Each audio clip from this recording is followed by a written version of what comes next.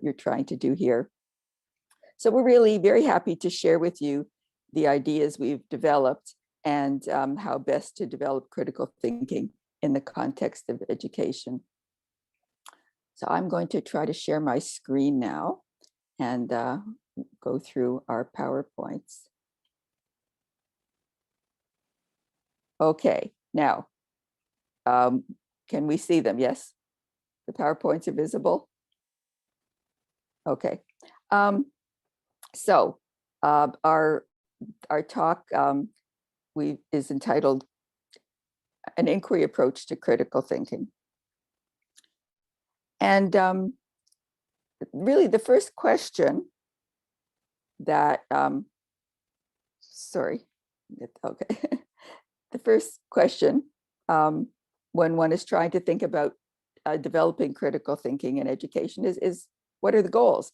Because the kind of curriculum and pedagogy one develops is going to depend on what one sees as the goals of critical thinking. What's the aim? So in our view, the aim of critical thinking instruction is to develop the capacities and habits of mind that enable students to reason judgments.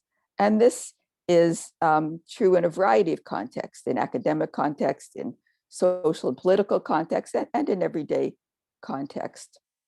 Now, there are really two aspects to this.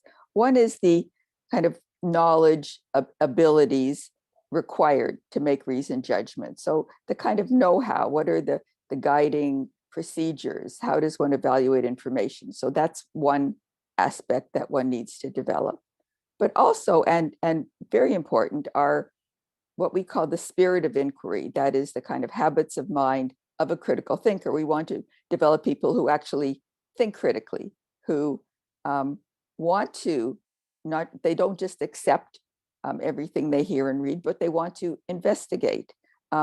They're committed to actually using critical thinking critically in their lives, in the different contexts that they're involved in, and that they have the habits of mind that go along with this, like being open-minded, fair-minded, treating other people's ideas with respect, and so on. Now, the post-secondary educators, I think, have often assumed that students will develop critical thinking just by taking university courses, taking post-secondary courses. But there's been a lot of evidence now that that doesn't necessarily happen, that the success in developing critical thinking is somewhat limited just by the traditional kind of teaching in courses, and that to develop critical thinking, one needs to aim towards developing critical thinking in the curriculum and pedagogy. So the approach that we've developed, which is an inquiry approach, really tries to do that. We've tried to develop an approach to curriculum, to teaching, based on inquiry, which aims specifically to develop critical thinkers, people who have the capacities to reason judgments, but who actually also think critically and know how to participate and conduct deliberative discussions, who display what we call the spirit of inquiry. So, okay, next question then, what is inquiry? What do we mean by inquiry? And here we mean a careful, critical examination of an issue in order to reach a reasoned judgment. So it's not just inquiry in the sense of accumulating information. It involves research, researching information, etc., but it involves also evaluating the information and claims, and it involves doing so for a purpose, that is, making a reasoned judgment.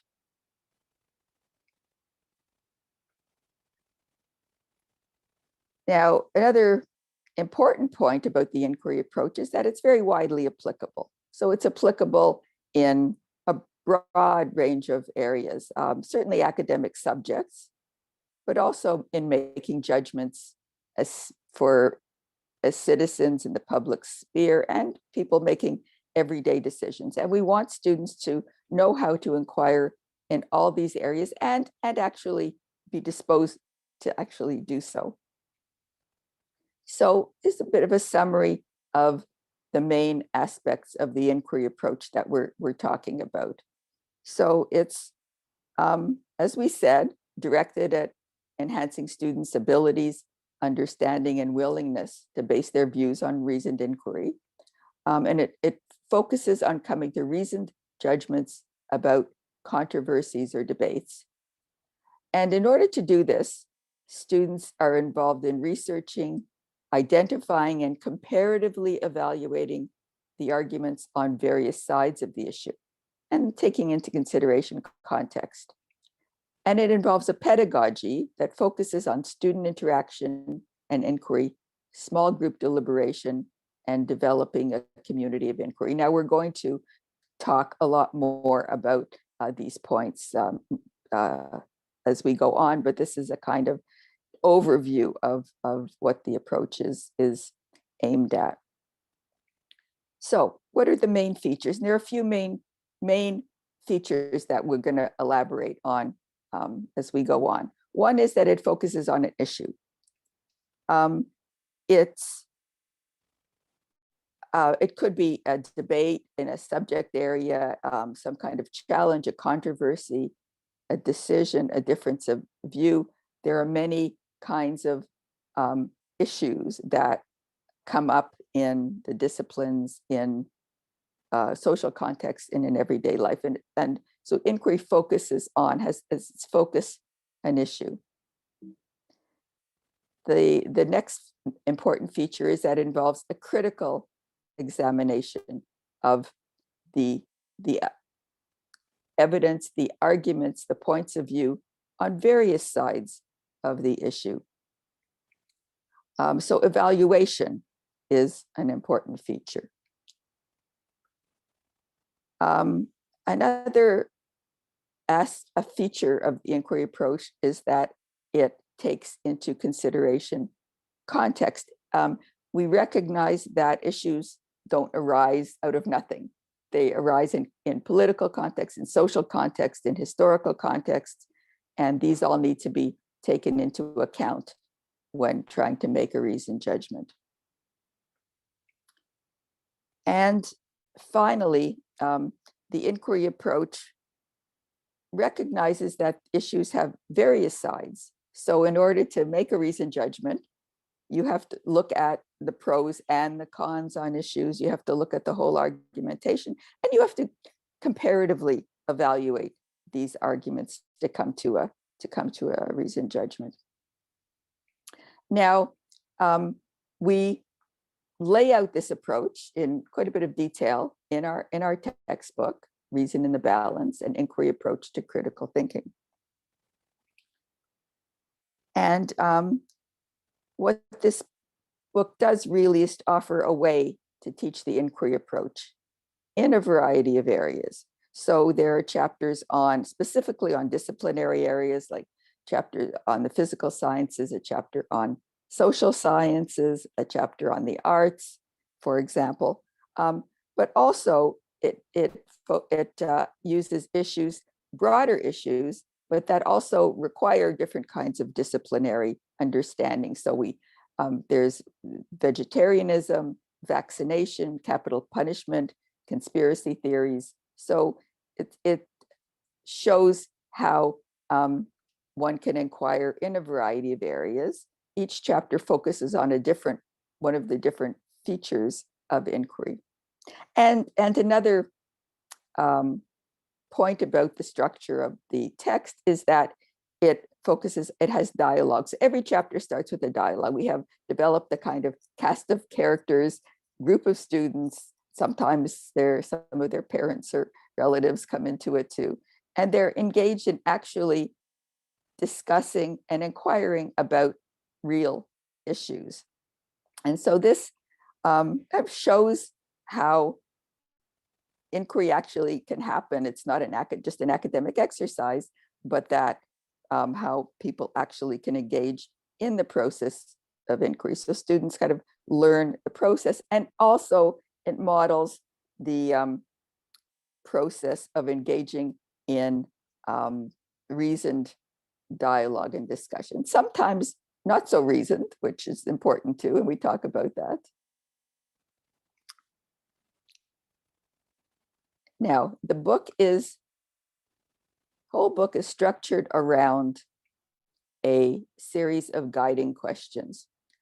And these come up again and again throughout. In every chapter of the book, we go back to these guiding questions. They form the kind of structure of inquiry process. These are the questions that one needs to ask, that the students need to ask in order to inquire about an issue.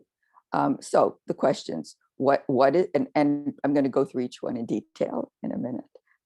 What is the issue? What kinds of claims or judgments are at issue? What are the relevant reasons and arguments on various sides of the issue? How strong is each of the arguments? And weighing and balancing the evaluated arguments, what judgment should we come to? So these guiding questions really incorporate all the features of the inquiry process that we've outlined before. I am doing something strange here with, I don't know. So first of all, they can be used by instructors as a way to think about structure, organize curriculum. So instead of thinking about curriculum just as information that the students need to learn about the subject, an instructor can start to think about inquiry as a way to structure what are the debates, what are the controversies in the area, what are the issues that come up in the area, and have students trying to investigate these issues, inquire about these issues as a way to structure the curriculum. Students still learn the information, but they do it in a way that involves thinking critically about it. And very importantly, the issues, the guiding questions are tools for students to learn to conduct an inquiry, and they're we think, quite powerful tools. So let me elaborate on each of the guiding questions. What is the issue? So inquiry is about investigating a question, a problem, a controversy, etc. It's not just focused on a topic. So having students do research on some topic like GMOs or video gaming, that in itself isn't the basis for an inquiry. It can be the basis for a question, an inquiry issue, but a topic in itself isn't an issue because it doesn't ask a question. What is the question? What do we want to know? What's the controversy around that? So inquiry begins with an issue. Could be a political issue, a scientific debate, an ethical issue, and issues in everyday life, problems that we all and students come across in daily life. I mean, for example, they may read about some health recommendation on social media.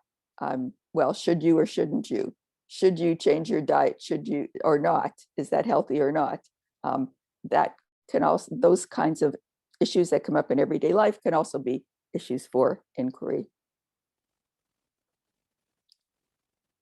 And there, I'm just going to go back for a second here. An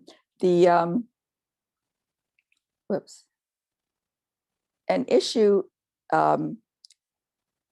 appropriate issues for inquiry. If you're starting an inquiry, you want an issue that is focused, so not too broad, but kind of manageable issue that one can actually find out information about, evaluating arguments, and come to some kind of reasoned judgment. It needs to be controversial, that there have to be two plausible sides. So even though there are some people who dispute the fact that the earth is round, the question, is the earth round, is not, let's say, is the earth flat, is not an issue for inquiry, because that's not a live question with two plausible sides. And it needs to be stated in a neutral manner. So you don't want to state it in a way that kind of biases the inquiry from the beginning. So, you know, you don't want to say, should we hold the ridiculous theory that something or another? It has to be stated in a neutral way that doesn't give the answer already in the way the inquiry is stated. Now, what kinds of claims or judgments are at issue? So here, students, it's important for students to understand what kinds of claims or judgments are involved in an issue, because different kinds of judgments use different criteria for their evaluation. So factual judgments, that is judgments about the way the world is, the kind of scientific judgments, scientific claims, for example, there's certain criteria for evaluating scientific claims, like, you know, does it fit with the data? If it's an experiment, has there been replication, etc. So there are certain kinds of criteria. But there are also evaluative judgments, that is judgments that express some kind of an assessment of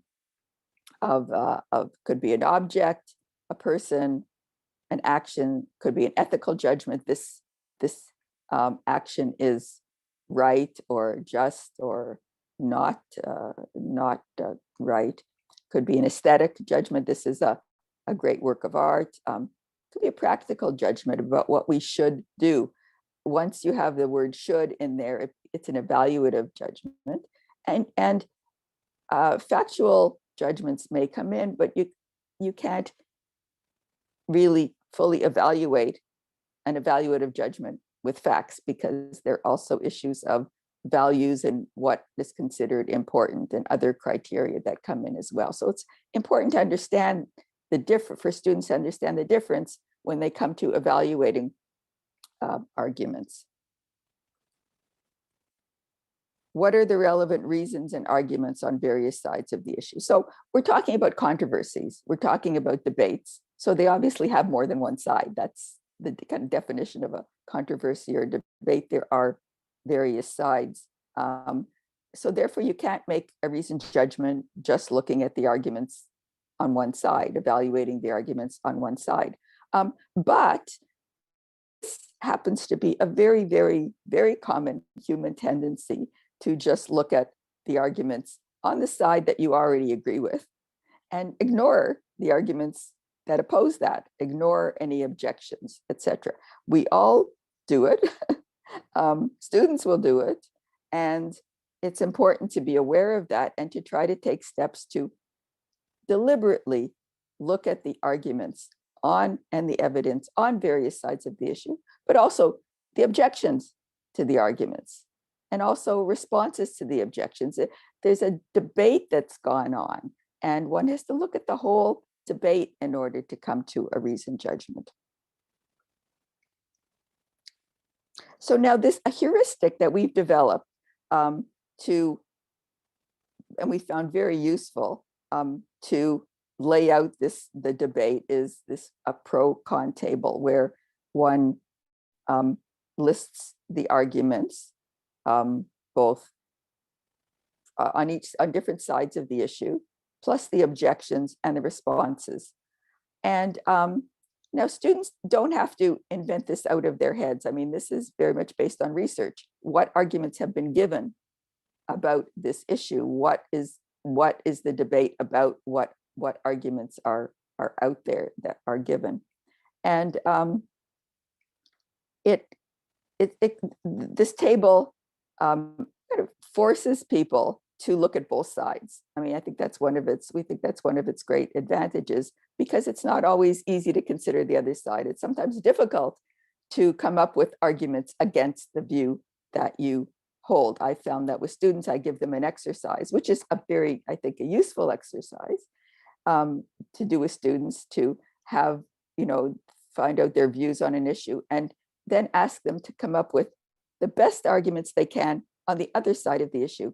And this is surprisingly difficult. So this kind of really is a tool for getting students and others to look at various sides of the issue. And we've been really excited, pleasantly surprised and excited by how students have taken this tool and run with it.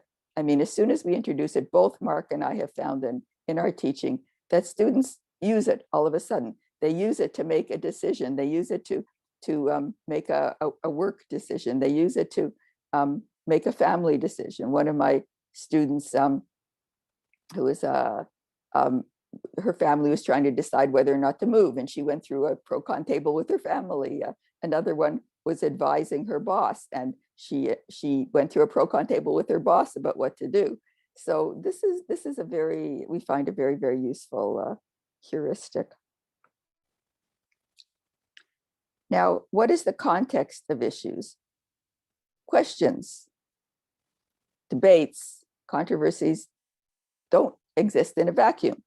They often generally have some history of the issue, some history of the argumentation. That is, that debate's gone on for a while, what arguments have been given over time. They also exist in contexts that are historical, political, social, intellectual.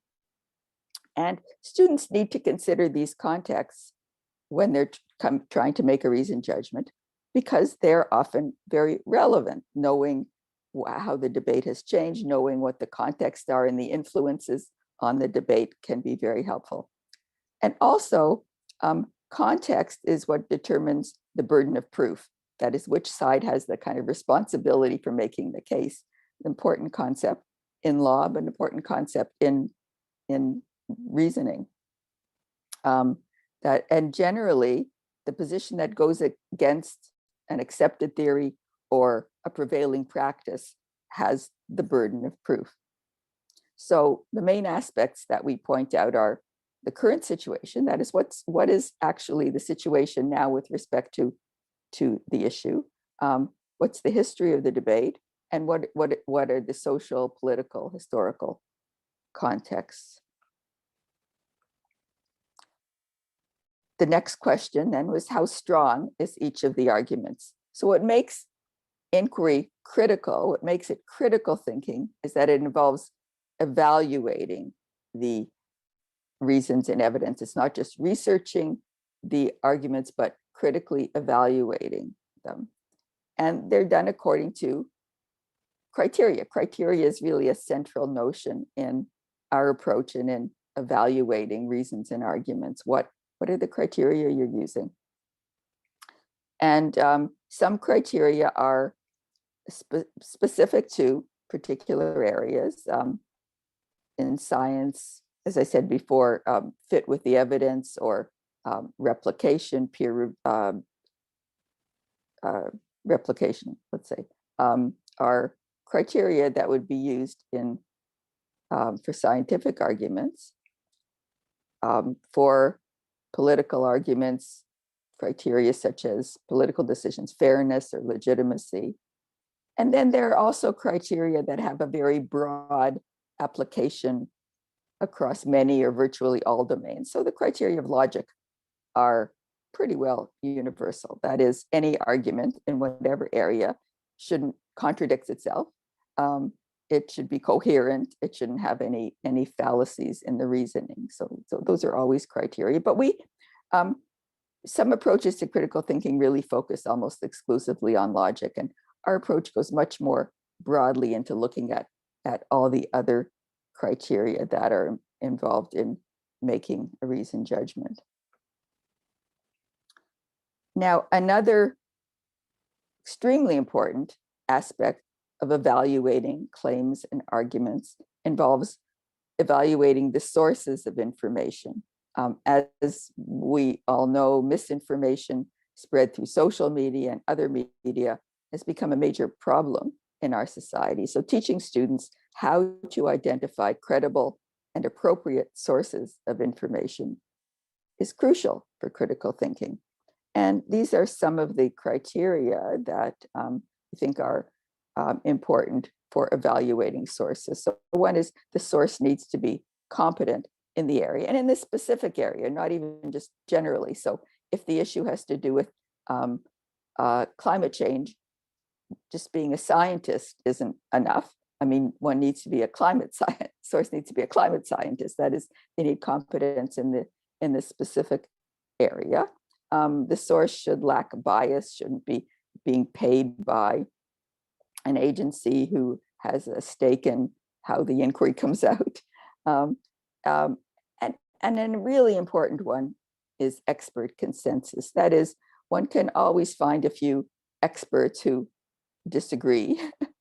But the guide here is the consensus. What is the disciplinary consensus? What is the consensus of the experts? And students need to understand how to, where to look to find the consensus, the disciplinary consensus. And they also, the idea of peer review, of looking for sources that are peer reviewed is really important. Students need to understand that if you're trying to evaluate a claim, a peer-reviewed journal is a much better source than your social media feed.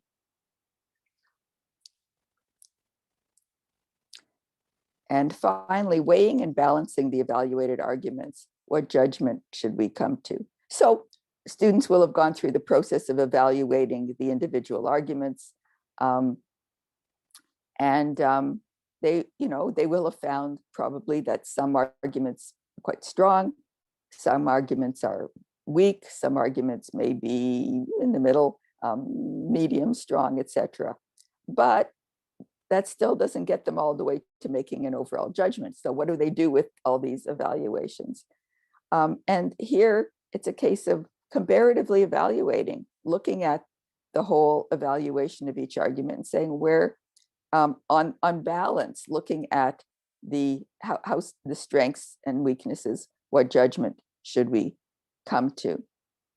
So for example, one argument on the pro side of some issue you may evaluate it as strong, the students may evaluate it as strong, but there may be a strong objection that weakens that argument, or maybe an argument you evaluate it as strong, but there's actually an argument on the con side that kind of outweighs that. So here there's a kind of process of weighing and balancing to come to a reasoned judgment. Now, another important point that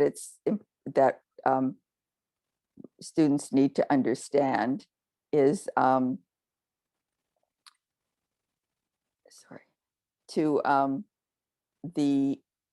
the final judgment isn't necessarily for one side or the other. You have this pro and con, a pro and con table, and it may be that after evaluation, students will find the pro argument on an issue is much stronger, and they make a reasoned judgment that's for that side. But it's often the case that a final judgment may be, well, a modification. The judgment is we should do this, but only if we also do this. We should allow this, but only if we have certain regulations in place. So it could be a modification, a qualification, or a combination. There may be aspects of various views that one can put together into a new judgment. So that it's important to realize that. And another important point that students need to understand when it comes to making a reasoned judgment is that in the end, the evidence may strongly support a judgment, or it may only weakly support a judgment, and that the student's level of confidence in the judgment should be proportional to the strength. So if the evaluation is very strong in the end on to support the judgment that you're making, you can make a confident judgment. But maybe it's not that strong, and so maybe you can only make a tentative judgment. And having students understand this is very important to kind of intellectual humility and being open and fair-minded, and to other views and the possibility that you could be mistaken. So just here a summary of the key features of inquiry that I've been talking about. One is that it starts with an issue that requires making a judgment. Second, that one is to consider arguments on all sides. that one has to consider the context.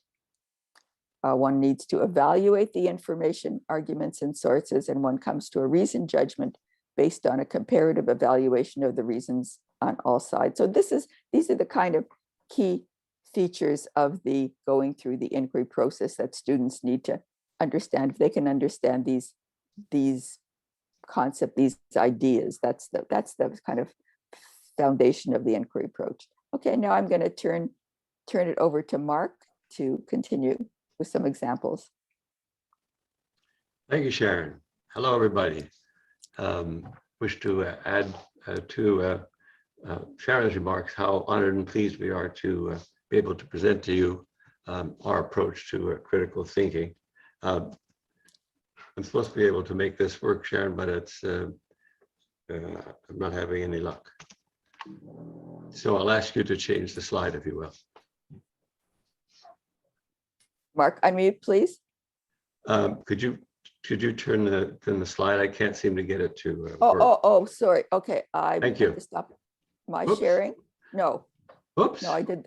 Okay, are we okay? Can you see it? Is it there? No, or no? Okay, I think I just stopped sharing. Sorry, You did. our little technical difficulty. We will get this back up again. Okay. Okay, and then let me get it to the right. Oh, you can do that now. I seem to have gotten control over it. Yeah. Okay. Okay. Hang on, folks. Okay, so this is just an entertaining slide to give you an idea. We want to stress the fact that the inquiry approach can be used for many, many purposes. And so it's not just focused necessarily on academic issues. It could be focused on political issues. It could be focused on personal issues, all the points that Sharon has made. But the importance of this for teaching is that these all can be issues that students can actually engage in. And I think it's really important that they be the kind of issues that students find engaging, that may be personal or political or even religious, but that the students are actually engaged in. So we've picked out a couple of examples to try to illustrate how this actually works in practice. As many of you may know, there is a whole debate around GMO foods and GMO seeds. And my understanding, admittedly from afar, is that this is an important issue in Pakistan, where it's agriculture is such a large part of the economy. And there's a real question about the legitimacy, appropriateness of introducing genetically modified seeds into the country and into the agricultural practices. So if you present this issue to students, again, it's not a question, it's framed as a question, not to tell us the risks of GMOs, but a question whether we should, in fact, have GMOs, GM seeds used in Pakistan, not, for example, should we ban them, but is it appropriate to have them permitted or not?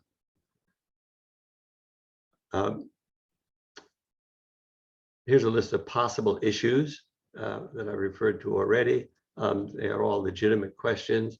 I'm going to focus on the last question, again, as an example. And again, if you're using this in your classrooms, you'd want students to discuss what do they think is the crucial issues around genetically modified foods, and what questions would they like to inquire into.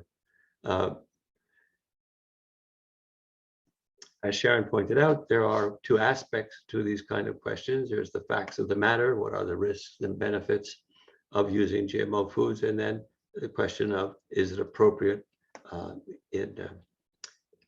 in the United States, for example, there's a huge debate about whether these foods should be labeled. But in Pakistan, is my understanding, again, and your students would, and you would probably know more better than I, is the question of whether these seeds should be allowed to be imported and therefore used by farmers. There are currently international regulations, so that's the kind of question. This is not for you to supply this, even though I'm guilty of supplying it a bit now, but you want the students to look into it. What are the current regulations? What are the current situations in Pakistan? Does Pakistan have currently legislation? Is there a kind of history both in Pakistan and in the world over the use of GM seeds? Are there religious objections? There's a debate in Islam, for example, about the appropriateness of allowing genetically modified foods. And particularly in Europe, there's a great deal of reaction to the notion that GM foods are Frankenstein foods, and many agriculturally exporting countries like Pakistan may run into problems importing them into Europe, for example, if the objections, this kind of objection continues to hold in Europe. And then there are political and economic objections. One of the arguments for GMO food is that it enhances food production, and it could mean that we would involve less of non-agricultural land being turned into agricultural purposes. There is a general feeling that technological solutions provide valuable solutions to problems, but there's a huge problem politically and economically over the fact that these genetically modified seeds are owned, they're patented by companies, and there's a whole issue about monopolization and the impact that can have on farmers who have to buy seeds from the seed manufacturers. So these are the kind of issues that could come up, and the kind of context you'd want students to discover. You wouldn't supply these, you would encourage them to find these kind of issues out. Having done so, we recommend the development, as Sharon mentioned, of a pro-con table. And let me just show you one to give you an idea. Again, this is not something faculty would fill in. This is something students would fill in after their research. And as we will talk about shortly, we recommend they do that in small groups so that many people can contribute to the research.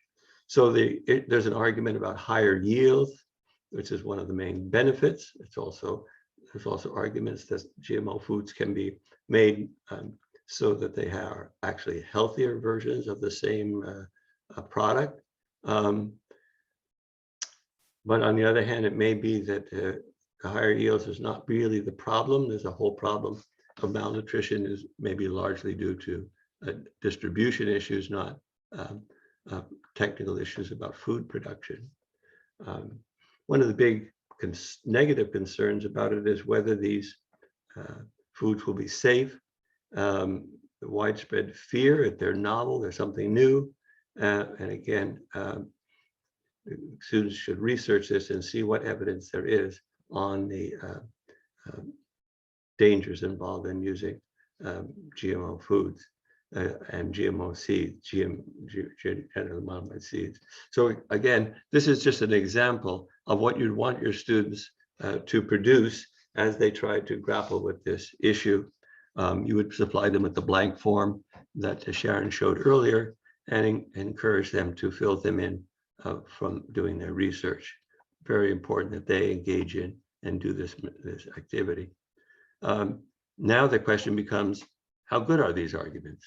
Are the factual claims well supported? For example, the issue of safety. Is there evidence that they're not safe? How good is that evidence?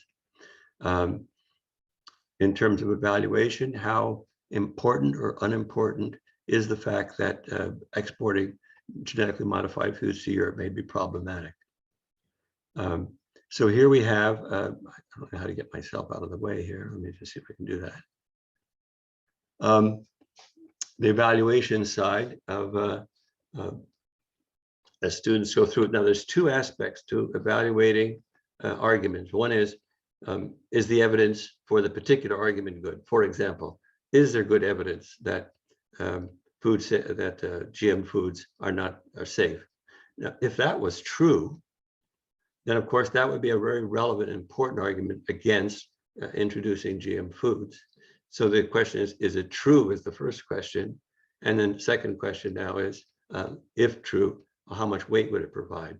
The higher yields question, if it's true that that such products yield significantly higher yields, less losses to pests and whatnot, that's a very strong argument in favor of using these seeds, provided that the negative concern of the cost and the monopolization is addressed. So So these are all the questions: are the arguments factually correct?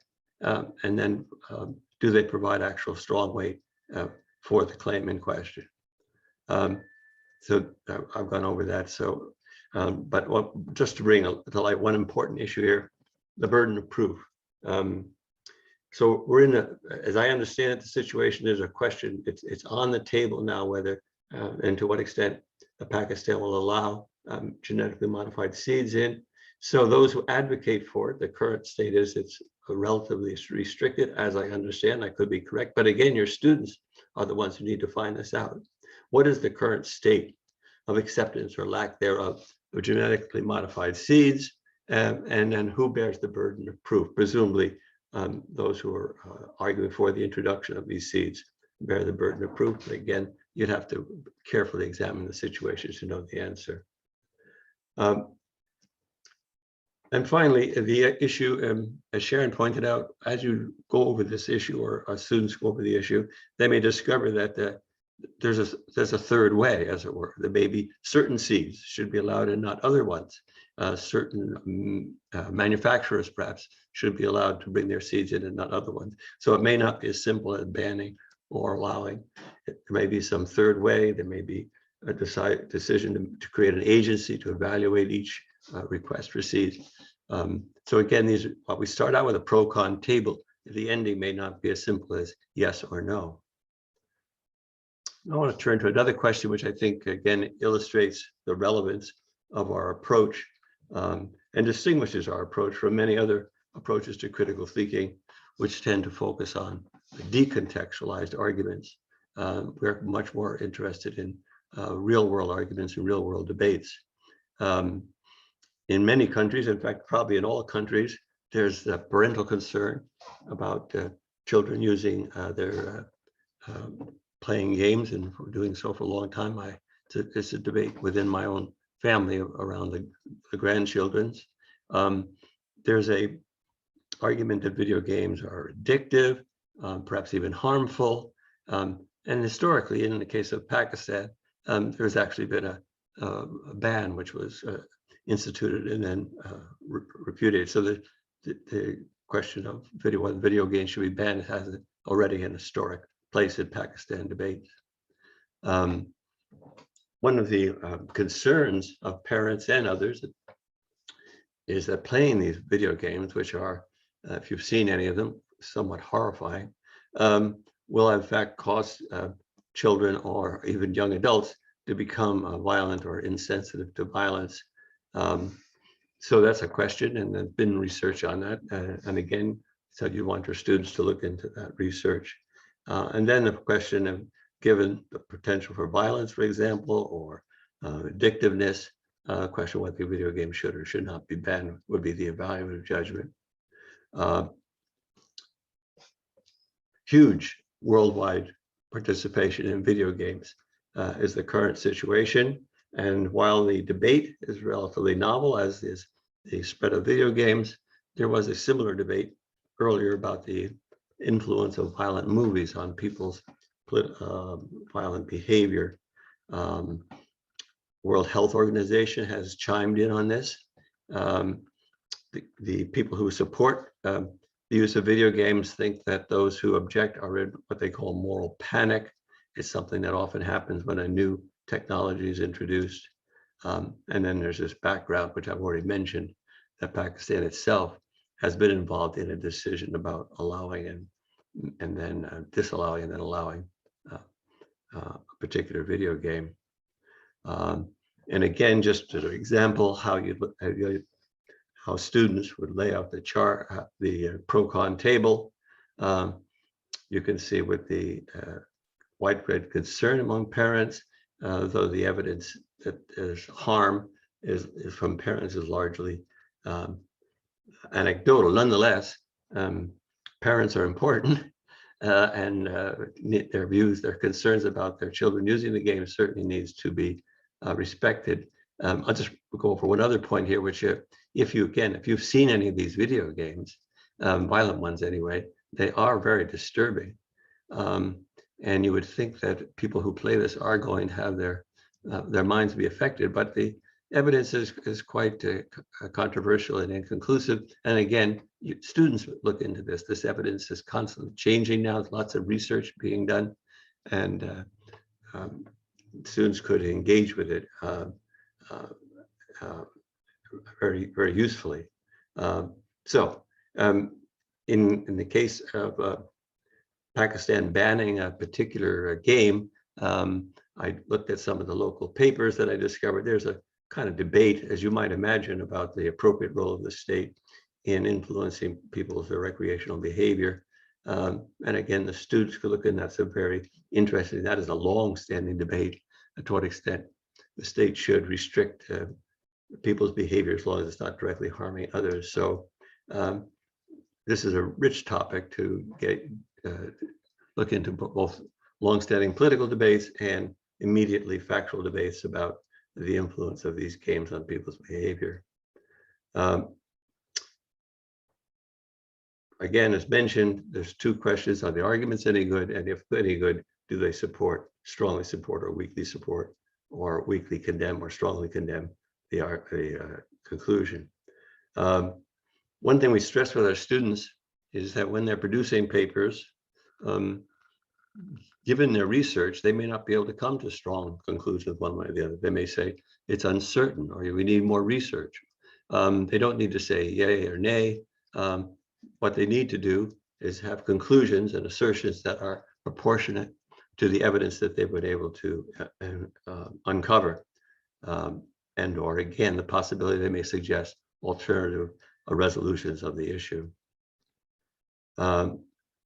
So there's our evaluation of the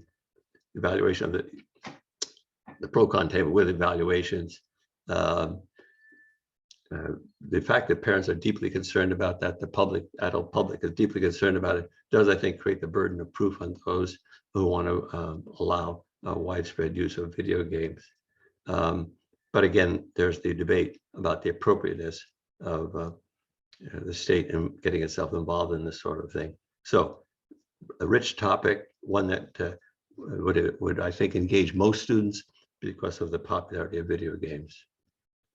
Now, as Sharon mentioned, our concern is not simply that students become competent at assessing claims and arguments, but that they want to.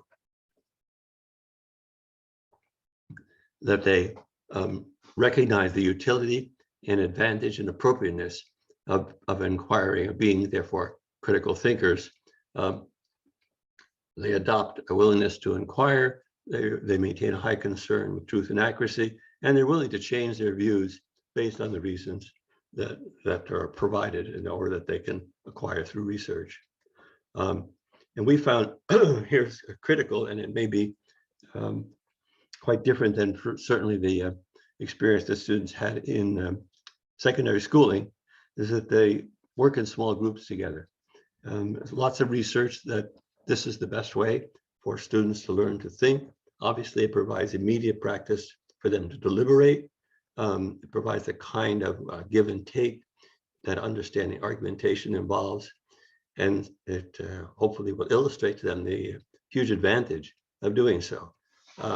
Now, in the little picture there, you see that people are involved in a classroom that's not a lecture hall, but in fact allows for small desks for students to circle around small desks. But this can be done in a lecture hall, if that's your situation, by just having students turn around. They can work together in groups of 4. And they can, for example, discuss what would be an appropriate way of formulating the issue. They could divide among themselves who's going to look up what evidence and that sort of thing. So while it works best in a classroom such as pictured there, it doesn't require such a classroom.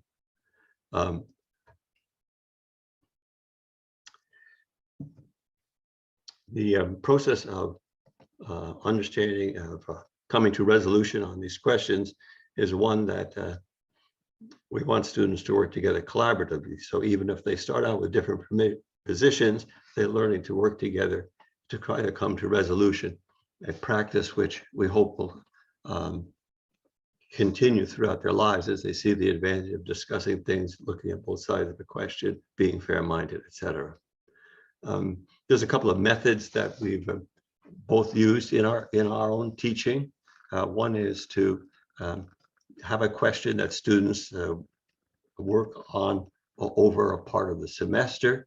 Again, working in groups, first to formulate the issue, then to collect the evidence, and then to try to come to resolution, presenting the arguments to their peers over a period of time. Another technique is something called structured controversy. Just gotta think I have a slide for that, yes. What happens in this case is that the students take on a controversial issue, they've identified the issue, and then the instructor, or however it's done, assigns one half of the group to one side of the issue and the other half to the other side. And they go out and do their individual research, trying to make the best case they can for whichever side they've been assigned to. And they aren't necessarily assigned to the side that they personally support. And it's, as Sharon mentioned, it's quite an exercise for people to work up arguments for positions which they intuitively or initially opposed. And then the students come together after their research, present their case to one another, and then take off their assigned hats, as it were, abandon their assigned positions and try to work collectively based on the information they've been able to gather to come to a consensus opinion. And found this works remarkably well as students are forced to see the various sides and the result of filling in these tables, and therefore come to even whatever decision they come to is much better, much more carefully thought out, and considers appropriate range of considerations. I'm going to turn this slide over to you, Sharon, to talk about community of inquiry, which I know that you have very clear and strong feelings about. Are you there? Yes, I'm here. Okay. Okay. First of all, but before, I'm just going to make a point about the structured inquiry, and then I'll go on to talk about community of inquiry. So there's a variation on the way one conducts a structured inquiry. There's the way Mark described, but a variation is to, there's an issue and the students all gather evidence, do a look at the arguments on both sides. And then when they come together, half the students need to defend the pro, other half the con, and then they switch roles. So then they have to defend the opposite side that they defended initially. And then they come together to try to come to a collective reasoned judgment. And one of the advantages of that is that it avoids the commitment to a position. Like, even if it isn't one's position, once one starts researching it and defending it, like in traditional debates, one can still have a kind of commitment to it that makes it difficult to really see the other side, to really keep on wanting to just argue for that side. So I think what of this kind of switching roles means you don't get a ongoing commitment to a position. So that's another way of doing that. Okay, community of inquiry. So as we've said, one of the goals is to develop a spirit of inquiry. You want students to become critical thinkers. That is, take on these habits of mind of the critical thinker, accept the basic norms of rational inquiry as their way of going about things. And in order to establish that, the kind of atmosphere of the class, the structure, the way students interact with each other and with the instructor, and the way the instructor interacts with the students is really important, because it needs to be a class where the norms of critical inquiry are central, where they're modeled, where they're expected, and where they're reinforced. So this is the way we do things in this class. We critique and debate, but in a rigorous but respectful manner. We try to be fair-minded and open-minded, etc. And that's what students are expected. In fact, what I often do with my students at the beginning of the course is to talk about, what is a community of inquiry? What would that look like? And have students think about, well, what should they expect of themselves? What would they expect of fellow students? What would they expect of the instructor? What should the instructor expect of them in a classroom that's a community of inquiry? And if you get students engaged in thinking about this, that's, I think, a really good way of kind of establishing these norms as the way things are done, and that being a critical thinker is what one does in this class and what one does hopefully also out of this class. And a piece of this, as I mentioned, is instructor modeling. So instructor modeling, there's been a lot of evidence to show how that's very powerful. So the instructor needs to be respectful of students' ideas. That doesn't mean not critiquing them, but not dismissing them, listening to their questions, being open. And actually the hard part for all of us for instructors, as instructors and generally, is to be willing to change one's mind. If a student makes a good point, one needs to try not to be defensive and acknowledge that maybe I need to, think again about my position. So all of these are aspects of developing the spirit of inquiry and developing critical thinkers. Okay, Mark? Yes, I just want to do something about my slides here. Hang on a second. Raise up a point. Can't seem to get myself to go away here. A second.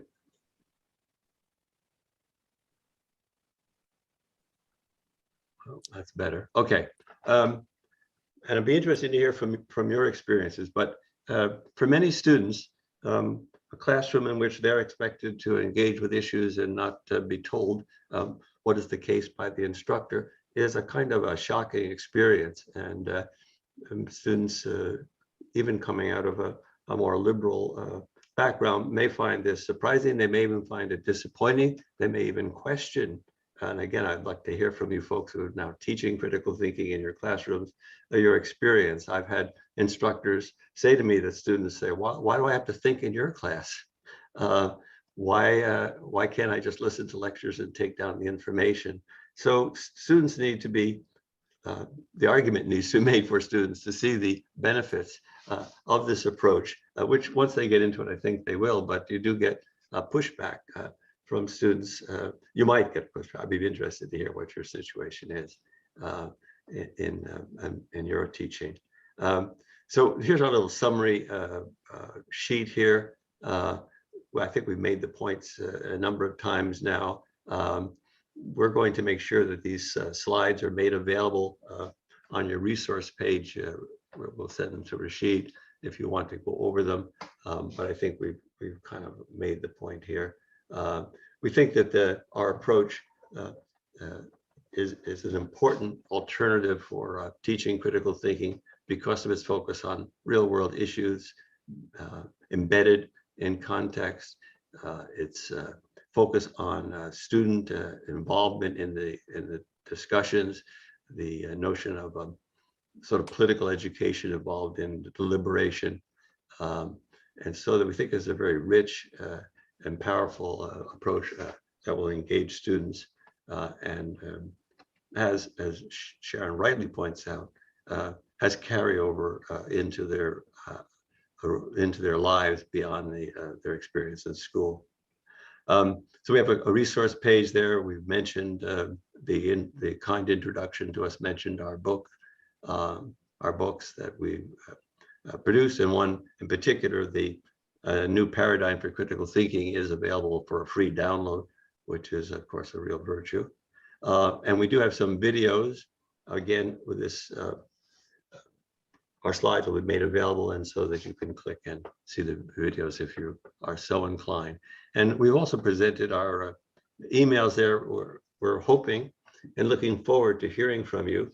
If what we've said is interesting and engaging or seems valuable and you have questions, we'd be absolutely delighted to hear from you. And there's our emails so that you'd be able to do so.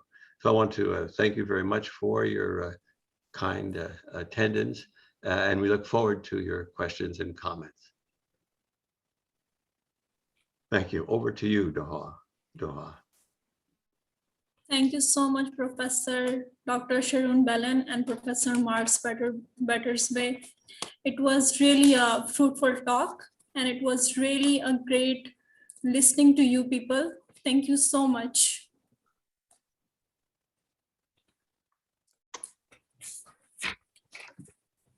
So how will you handle the questions? I guess they're going to come through chat or how? Sure, sir. Thank you so much, Sarma. Oh, Now Rema. the forum is open for a question answer session. I would like to invite questions from the participants, please. Participants can opt two options, either by raising hands or chat box for asking their questions or sharing their comments. So we have, first of all, we have a question by one Amir Raja. Sir, may I ask the question? Please. His behalf? It's good with me. Okay, so his question is, conformist thinking has been a familiar aspect of neoliberal script in all fields with many rewards like highly skewed consumerisms and vertical growth in SES in almost every society. But the critical thinking is drawing lots of ire and persecution under many mainstream terminologies with lots of confusion in language. Can you please elaborate? Mark, do you want to start? I have to confess I don't understand the question. Can you help me, or can whoever put that forward, that question forward, explain more Should clearly? I repeat the question? Should I repeat? Well, I would like to hear from the person who actually put it forward, if he or she is out there and still willing to do so.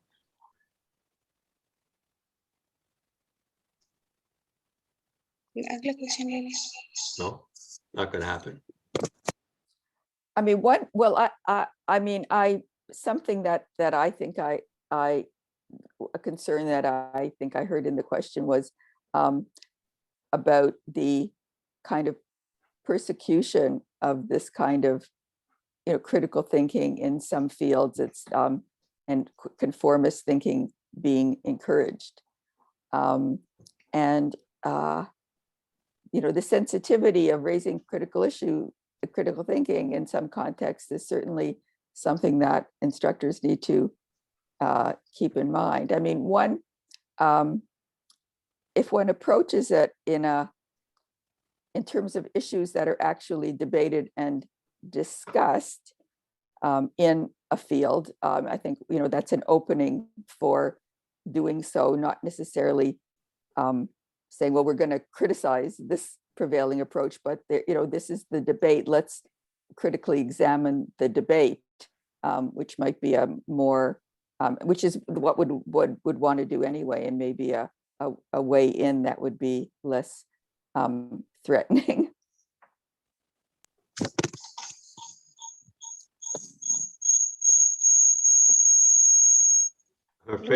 I'm afraid we can't do better because we don't quite understand the question, and I just see from the chat that the person who put the question forward is no longer in the room, as it were. Oh. So I guess we'll just have to say that that's the best we can do under the circumstances. Yes,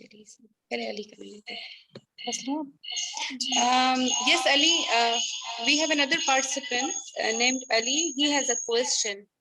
Yes, Ali.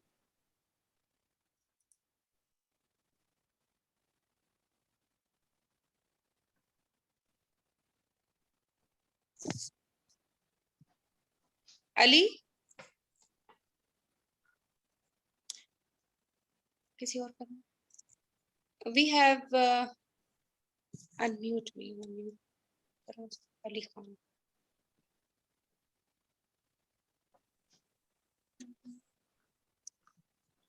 Okay, Ali, ask your question, please.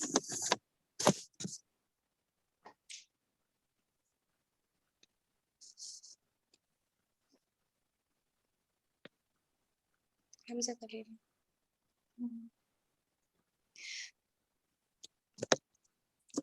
we have Hamza Idris with us. Hamza, can you please ask your question now? Yes, ma'am. Sir, I have a question. How we can ask, sir, how,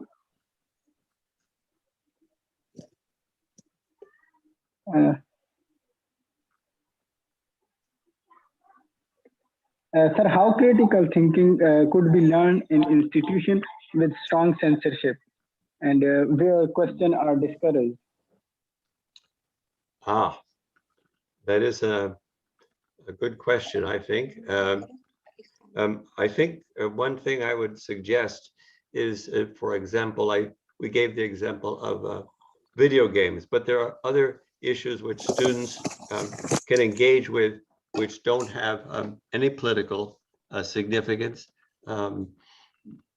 They could be as personal as deciding what cell phone to purchase, for example. They could be issues around what should be allowed in the school. In other words, you can find issues that are not inherently political that would attract censors and give students practice in these techniques which we've outlined, and then hopefully it'll be up to them to take them into other contexts. So once they understand the power of this kind of reflective process, inquiry process, they can take it into other issues, but you can teach them it. I think you can usually find relatively harmless, politically harmless issues for them to inquire into.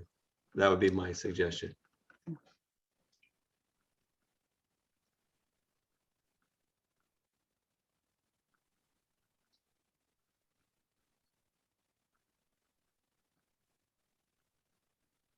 You're muted.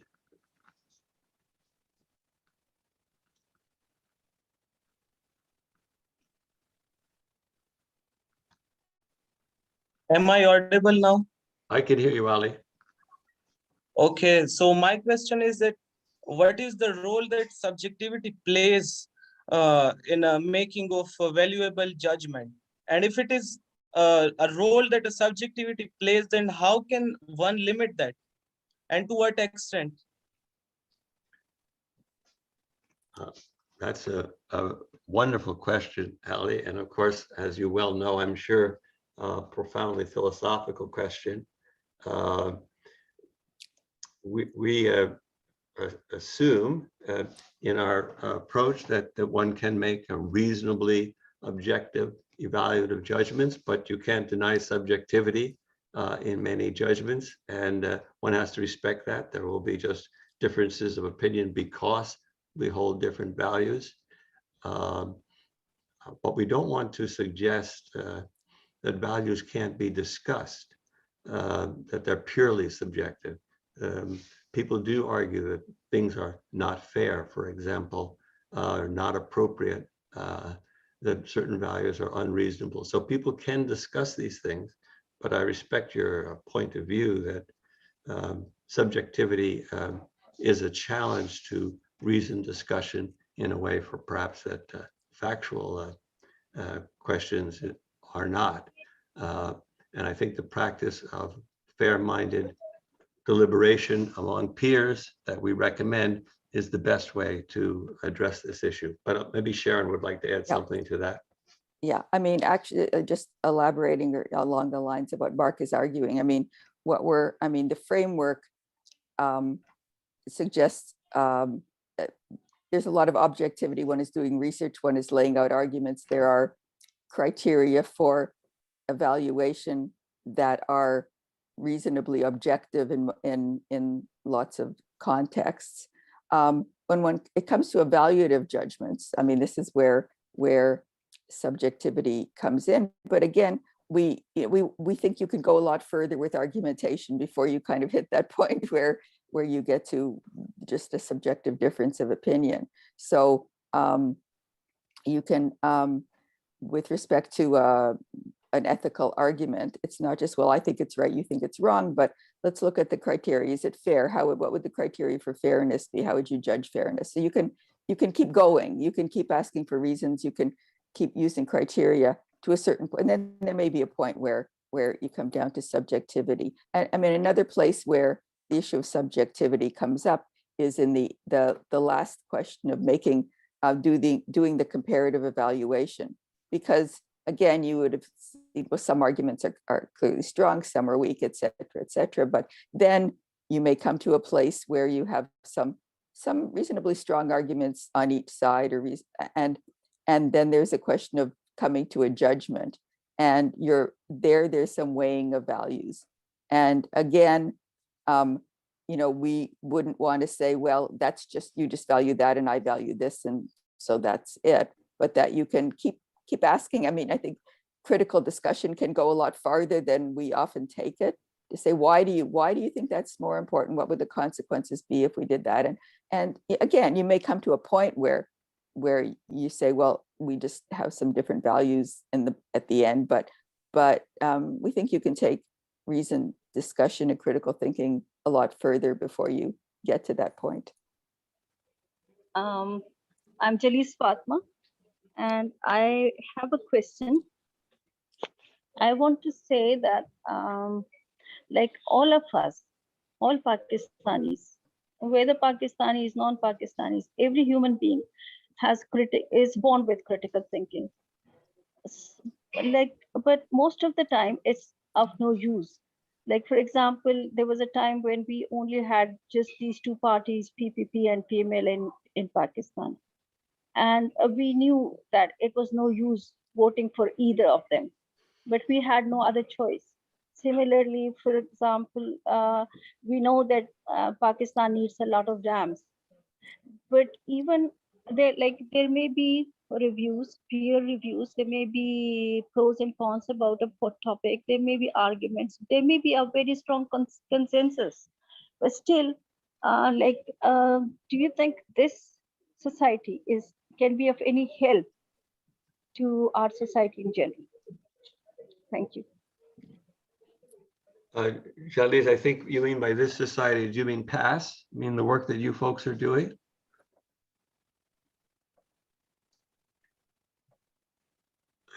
I think she's muted herself. So,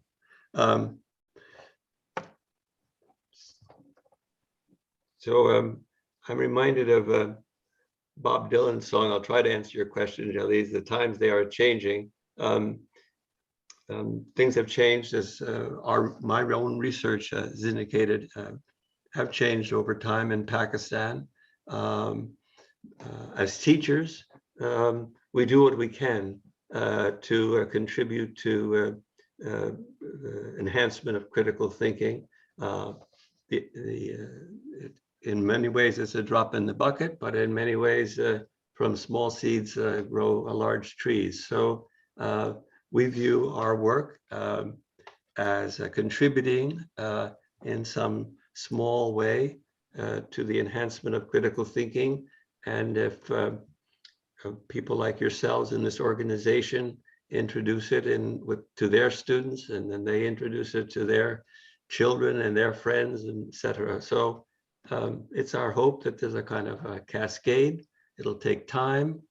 It'll be influenced by external factors like economic factors and, God help us, war and whatnot. But we do think that in the long run, teaching critical thinking to students will in fact promote it more widely in the culture. Yeah, I mean, I would very much second Mark's position. I mean, I think we're interested, some of our colleagues who work in argumentation are focus on argumentation amongst adults, and that's important. But I think our commitment to education is for this reason, that we see this is where the possibility for possible change comes in. If you can educate students, if you can educate generations of critical thinkers, that will hopefully have an effect later on. And I mean, also we certainly do work with post-secondary people, but we've actually been also more recently working with elementary and secondary teachers. And we're very excited about that, because we worked with a kindergarten teacher who uses our approach with their kindergarten students. They go through the whole approach, making a decision about should they have a class pet or which pet should they have, or and it's extraordinary. And we go, those kids, by the time they're adults, they're, you know, if you have a generation of people who've learned like that all the way through their schooling, that will bring in change. But it's as Mark said, it's a drop in a bucket, but we just keep, you know, wanting to add lots of drops to the bucket.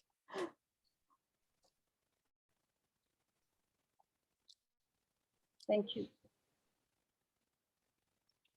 We have another question by Zainab Rashid. Zainab Rashid, please go ahead.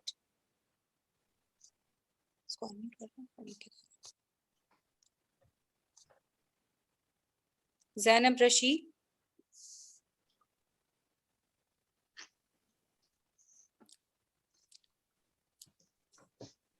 Zainab Rashid, please ask your question.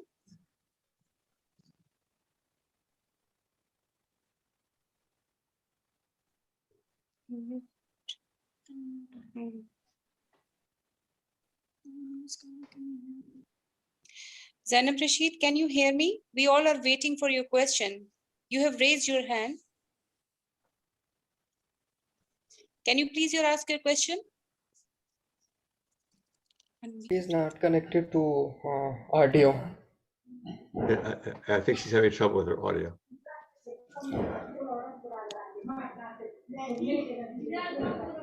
She can share her question in the chat box.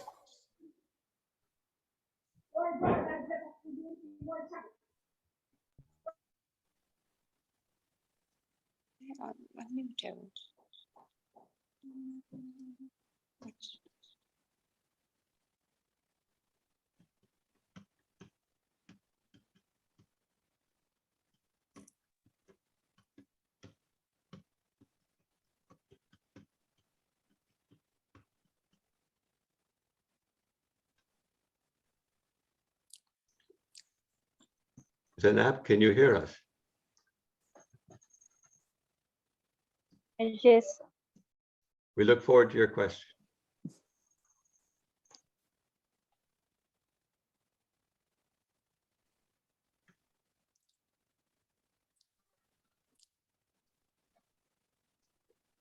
But we cannot hear you.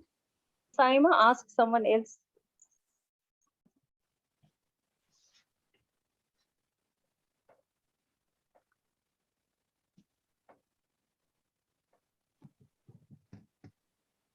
We heard a few words, but that was all. Ah.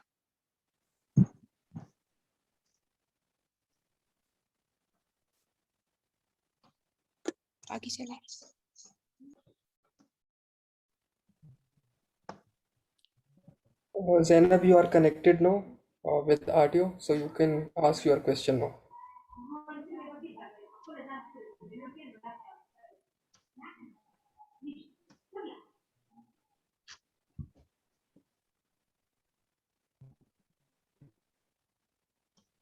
Ma'am, आगे जाए बस आगे करिए.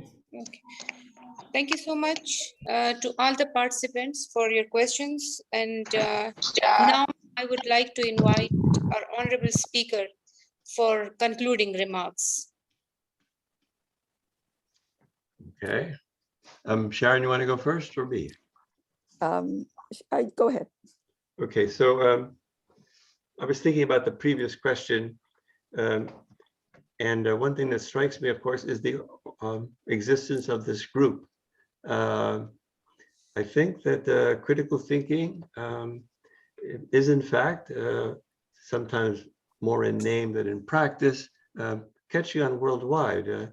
I was a guest speaker at a conference in China, at the 7th Critical Thinking Conference in China. And your organization, with its explicit commitment to promoting critical thinking in Pakistan, I think is another testimony to what is happening here. And these are all very recent things within the last 5 or 10 years. In North America, which I'm more familiar with, critical thinking continues to be advocated and supported at almost every university and to some extent in the K-12 system. And as Sharon indicated, there are people using our approach right down into the kindergarten. So I think we should be basically optimistic. I don't think it's going to be a simple process, but I think that the work that you folks are doing in promoting critical thinking is indications of the possibility. I also want to say, hearing of your great effort to get opinions from various proponents of critical thinking, I just hope you don't get too many conflicting views, and that you're able to adopt within your organization a kind of consistent approach to promoting critical thinking. We naturally hope it and believe it should be ours, but that's not really what I'm trying to argue for. But I look forward to PASS coming up with its own position on critical thinking and how they're going to promote it throughout the, as I understand it, your focus, which is post-secondary. So again, I want to thank you very much for having us and listening to us. And I'll ask Sharon to make her own concluding remarks. Yeah, and I mean, they're very similar to Mark's. The existence of this group and the work you're doing, I think, is very exciting and very promising. I mean, your challenges are considerable, but I mean, this kind of commitment and these hearing from different views internationally and really kind of concerted effort is very exciting and very promising, and we're very pleased. I mean, in terms of Mark's comment about the diversity of views, maybe you need to do an inquiry with pro and con table to decide what kind of view of critical thinking you want to adopt. I'm going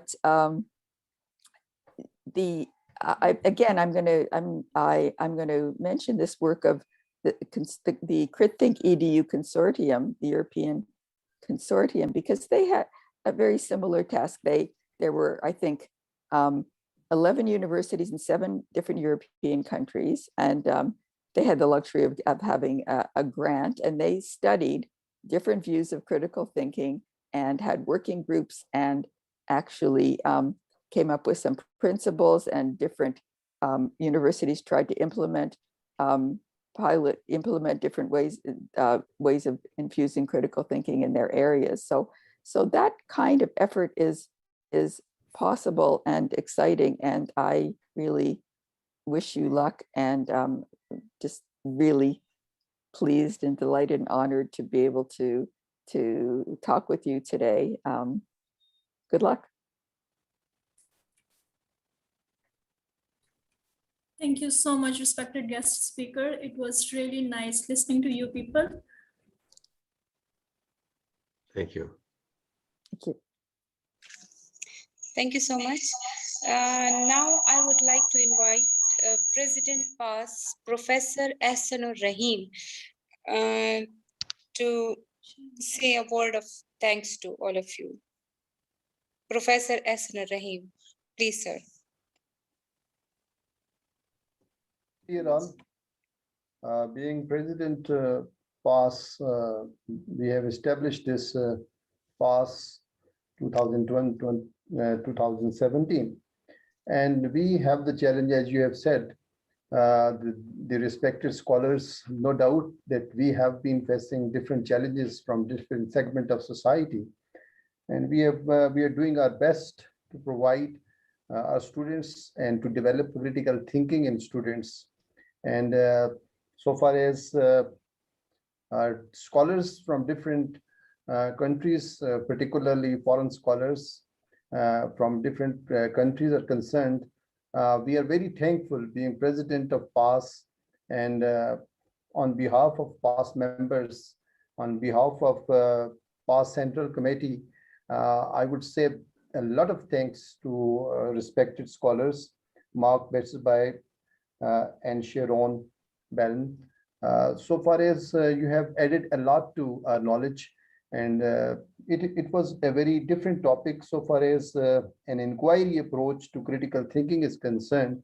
No doubt I have listened different questions they were the very critical questions. We are living in a society that is quite different, and that is trying to develop critical thinking. And it's not easy task to develop such type of thinking in a society we are living in. As you have added a lot to our knowledge, particularly you have talked about GM seeds, and no doubt there are different questions related with this. And we are trying our best, our class is trying its best to provide room to students to develop their critical thinking and to share their views with students. And there should be a room for the students to think in a diverse society we are living in. And we need to tolerate each other's views.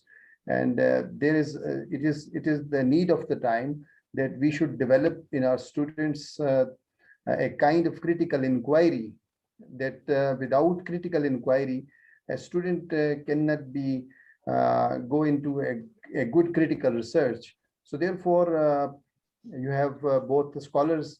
We are again, I'm very thankful to you for your spacious time and your this particular program, this particular sitting with us. It has added a lot to our knowledge. Thank you very much again. Thank you. Thank you. Good luck. Yes. Thank you, sir. Thank you. Thank you. Thank you Dawn. so much once Thank you. again, guest speakers, for your precious time and sharing your great thoughts with us. I would also like to thank Sir Rashid as well. Thank you so much, Sir Rashid, for encouraging me and enlightening all my ways. Last but not the least, thank you all the participants for joining us. We will be having another webinar as well on 7th June 2021 on critical thinking and liberal arts. I wish you all the very best. Thank you. Goodbye. Goodbye. Thank you. Bye. Thank you.